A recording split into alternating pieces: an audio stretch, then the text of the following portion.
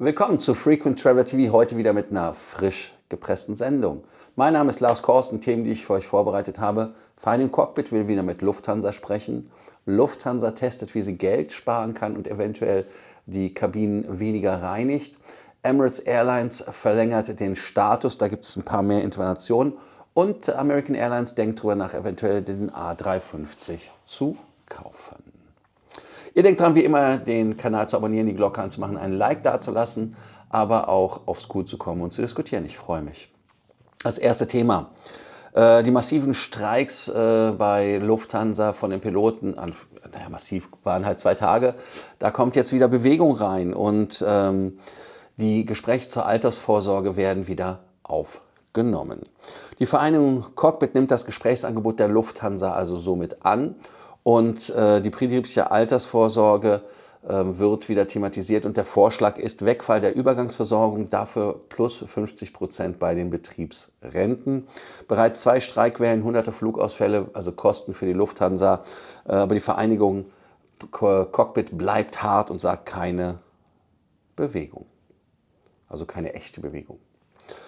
Ja, für Airlines ist es natürlich so, mit Kostendruck, Personalbindung ist natürlich ein großes Problem, dass man diese beiden Spielfelder gegeneinander ausspielt.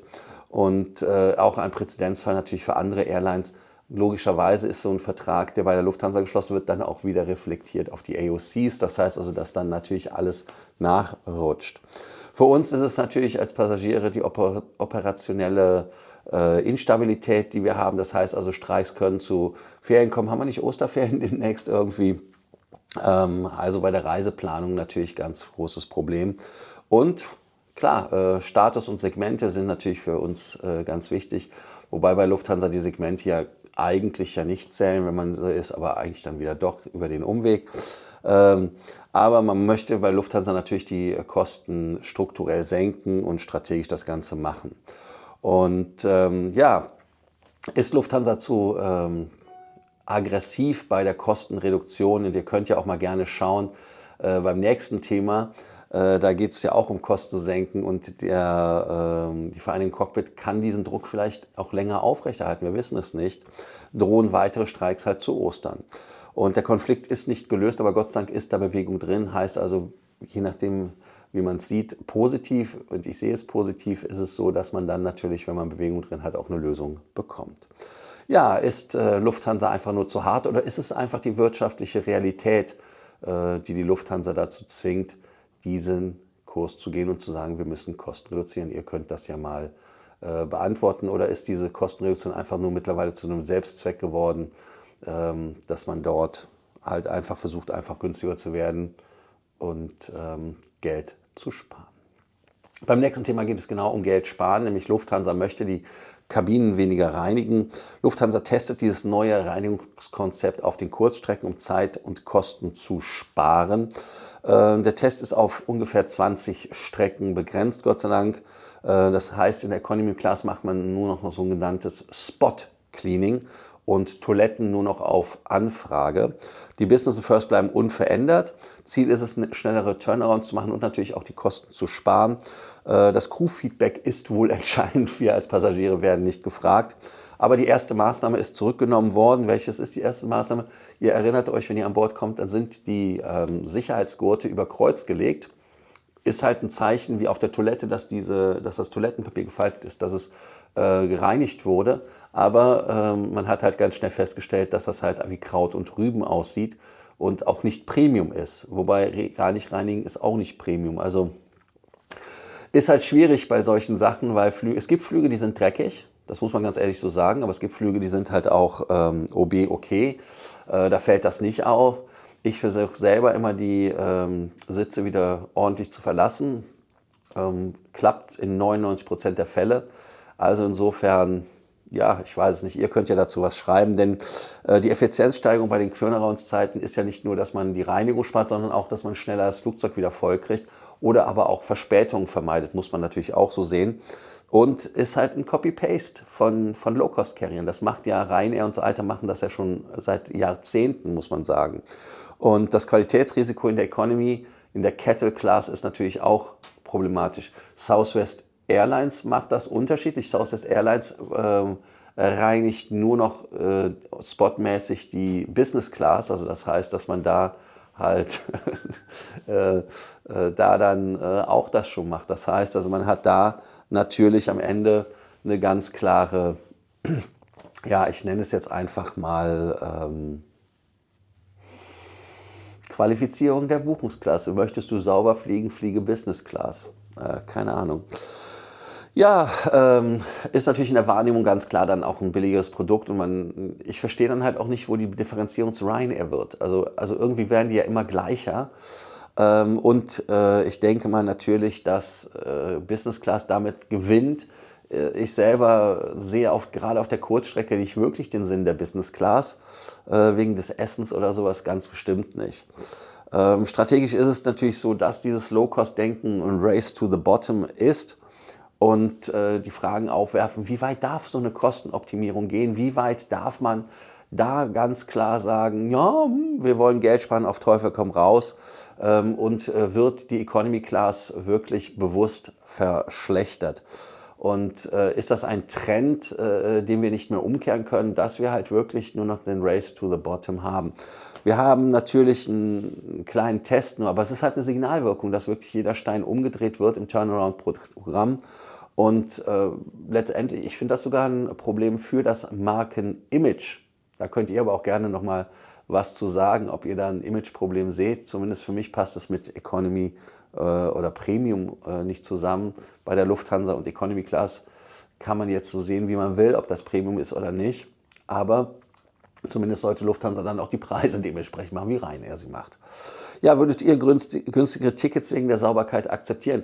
Und da sind wir ja wieder beim Thema. Die Tickets werden ja fucking nicht günstiger. Es wird ja immer nur weniger rausgenommen und dann sagt man, ja, wenn du das und das willst. Also das ist halt der alte Trick.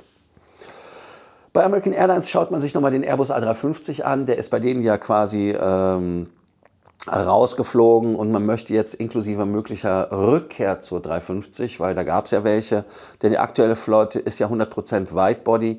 Die 330er sind ja 2020 ausgemustert worden. Eine neue Bestellung ist vielleicht bei denen eine Frage der Zeit. Ich würde mich freuen, dass Airbus wieder im Gespräch ist, denn es wurde ja die 350er storniert. Und da gibt es halt wirklich dieses Thema mit Rasenmäher im Penthouse, so nach dem Motto, dass das Flugzeug einfach nicht passt. Man sagte halt, dass die 787 besser passt. Ich selber fliege in den USA öfters mit American Airlines, Los Angeles, Dallas, San Diego, wobei das sind alles Narrow Bodies, die ich hatte. Bin jetzt auch nach New York, was kommt da? Auch eine 787 kommt dann. Also, dass die das halt nicht brauchen, weil wenn du im Penthouse wohnst, brauchst du halt keinen Rasen mehr. Verstehe den Kommentar jetzt nicht ganz so, aber gut, wir wollen das einfach nicht weiter verinnerlichen. Klar, macht es Sinn, Lufthansa macht das ja genauso. Lufthansa diversifiziert ja auch zwischen Boeing und Airbus, damit die beiden immer wieder gegeneinander ausgespielt werden können, um eine stärkere Verhandlungsposition zu haben, um Macht zu haben, wenn es bei der Preisgestaltung der Flugzeuge geht. Aber auch natürlich bei der 350 ist durch die weitere Kabine ein besseres Produkt möglich und bessere Business-Class-Chancen sind dann natürlich da, weil mehr Wettbewerb ist. Strategisch ist natürlich die Boeing-Reduzierung bei American Airlines ein echtes Thema und dass Airbus im USA-Markt dann wieder so eine Art Comeback hat.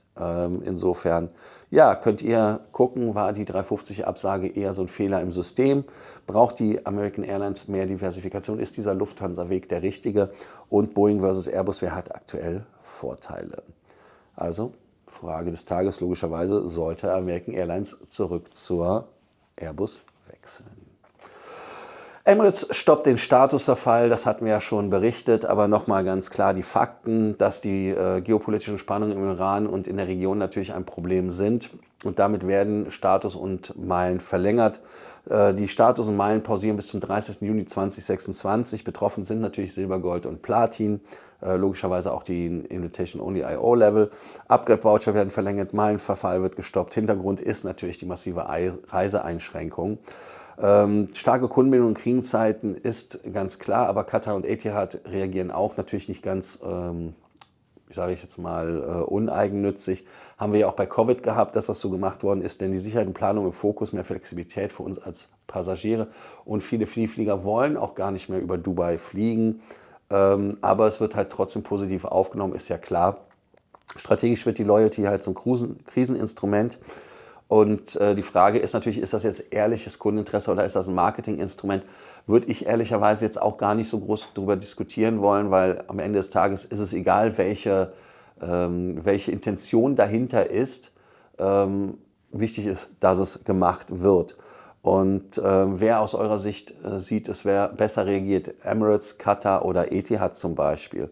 Und klar ist es eine kundenfreundliche Maßnahme und belohnt und zeigt natürlich auch die Bedeutung von Loyalty-Programmen. Welche Fluggesellschaft geht aus eurer Sicht mit der Krise am besten um?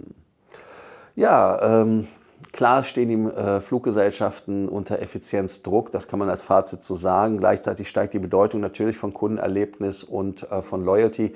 Auf der einen Seite versucht man halt weniger zu waschen oder zu cleanen und Geld zu sparen, aber auf der anderen Seite hat man halt diese Loyalty-Geschichten, die man immer wieder dann benutzt, wenn man wieder Passagiere dann doch feststellt, dass man sie braucht.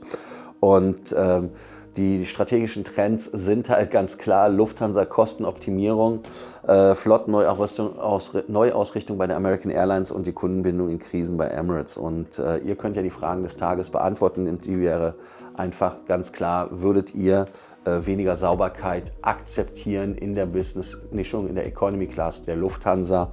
Und ist Lufthansa in dem Tarifstreit zu hart oder sind sie einfach gezwungen, so zu reagieren? Ich danke euch, viel Spaß und bis zur nächsten Sendung. Also, bis dann, ciao.